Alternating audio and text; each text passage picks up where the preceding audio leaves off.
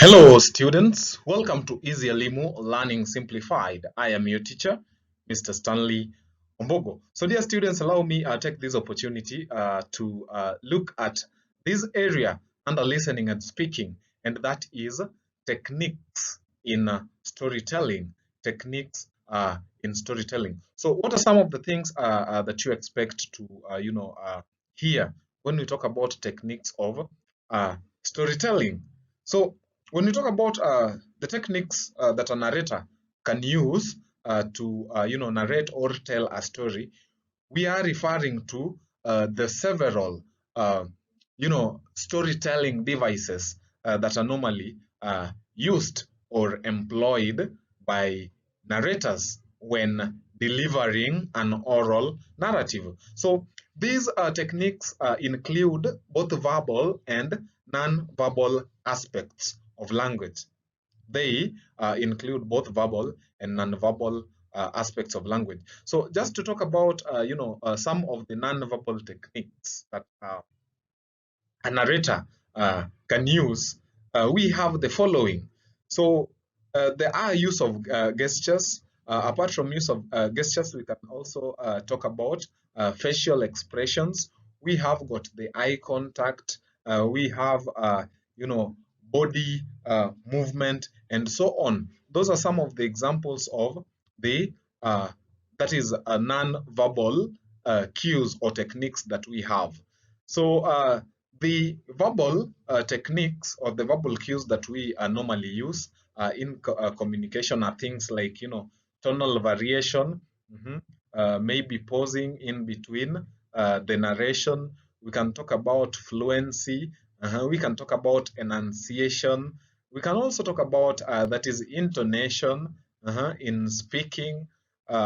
We can also talk about, voice projection or audibility. So all those are techniques, the verbal and non-verbal. That is, all those cues, the verbal and non-verbal, are used. They are used by a narrator when delivering an oral narrative or any that is genre that we have under narratives. So I want to start by looking at the non-verbal techniques, and I'll look at each, beginning with the first one, that is use of gestures. So gestures are meant to reinforce an idea. For example, when talking about a character going, uh, the narrator can decide to stretch his or her arm to show that. And again, if maybe you are trying to demonstrate maybe that a character in a story is maybe washing the hands, then you can rub your palms together to also show that. So that is the use of gestures. Then there is also facial expressions. So talking about facial expressions, during performance or during that is delivery, the narrator should alter his or her facial expressions according to the emotion and feelings in the story. So you cannot be talking about maybe a sad story, then members of the audience are seeing a smile, that is a smiley face. Or we cannot be talking about maybe we cannot be talking about maybe a given celebration, maybe a ceremony, a marriage ceremony, then you are wearing a sad face. So always ensure that as the narrator, you alter your face according to the emotion and the feelings that we have in the story. So the next nonverbal technique that a narrator can use is the eye contact. So talking about eye contact, it is not just eye contact, but we talk about meaningful or appropriate eye contact. So it is important to include the word meaningful or appropriate, because eye contacts, communicate different things. So during narrative, we only expect to hear or we only expect to see the the eye contact or an eye contact that is meaningful or appropriate. So the performer needs to establish and maintain a brief eye contact with the members of the audience. And this is simply to make them feel directly involved in the performance.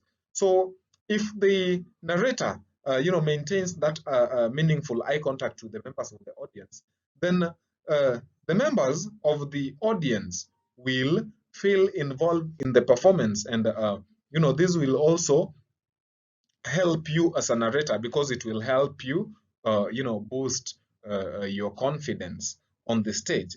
So another non-verbal technique that we have is the use of body movements. So this consists of everything else a performer does with his or her body.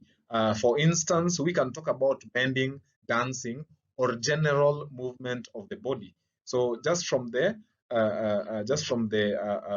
two terms, body movements, it is a general movement of the body on the stage. So we also have that is a posture. So posture is the position one takes during the presentation.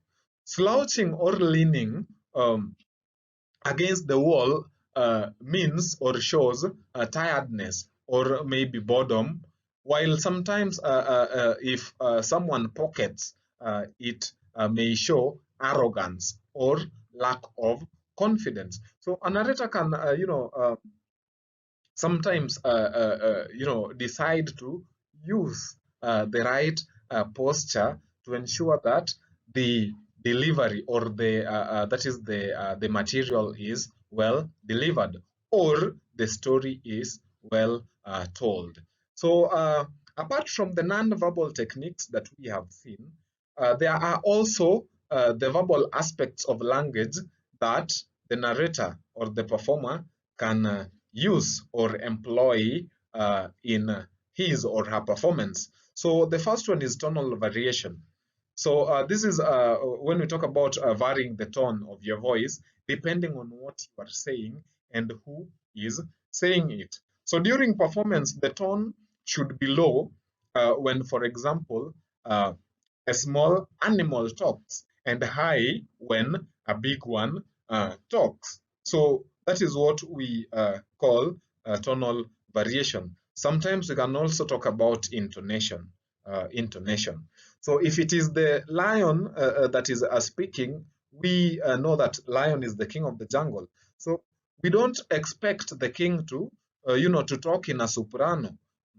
Then if it is a small animal, let's say the tortoise or the hare, we don't expect the tortoise or the hare in a story or in a narrative to, have some high or breaking voice. So as a narrator, you need to consider that. Another verbal aspect of language that a narrator can also use is that is changing the pace of narration. So there are those unimportant details in a narration or in a story that can be said faster. So if you come across, a part of a story that is having a lot of unnecessary or unimportant details, then you can say them faster. And again, it is also important to sometimes use a moderate pace when performing or when narrating a story, because if you are too fast, so some members of the audience will end up missing some information from your story. And again, if you are too slow, you will you will not you will not fully catch the attention of the audience, because you'll sound boring. So another thing is also involving the audience in the narration. So you can also involve the audience in the narration, dear students, by asking them to join you when singing will be okay. So you can always ask them, you can ask members of the audience to join you. That is, if your narration is having maybe a song, a part of it that can be sung, always ensure that you ask the members of the audience to join you. There is also use of mimicry. So here a narrator imitates the speech, action, or other mannerisms of the character. For example, the narrator can decide to imitate the walking style of a character and so on. So generally, how a character performs their roles in the story. Another verbal aspect of language that is also important to consider as the narrator is enunciation. So this is the articulation or pronunciation of sounds and words which is clear and understandable to the audience. So the sounds and words should be correctly stressed to deliver the intended meaning.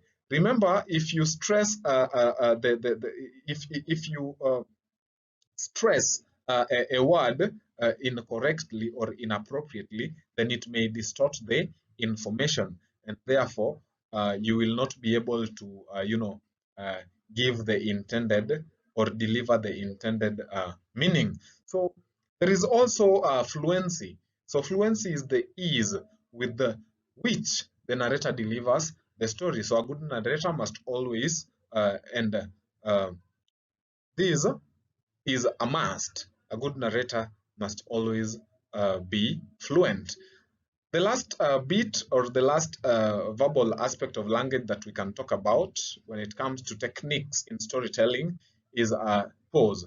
So pause is the employment of brief silence that is used to emphasize or capture the change of subject. So pausing in narratives may also be employed to create suspense, that is leaving the readers wondering on some of the things that will happen next. So dear students, that brings us to the end of the session. Thank you for keeping it easy, Elimu. Once again, I'm your teacher, Mr. Stanley Ombogo. Until next time.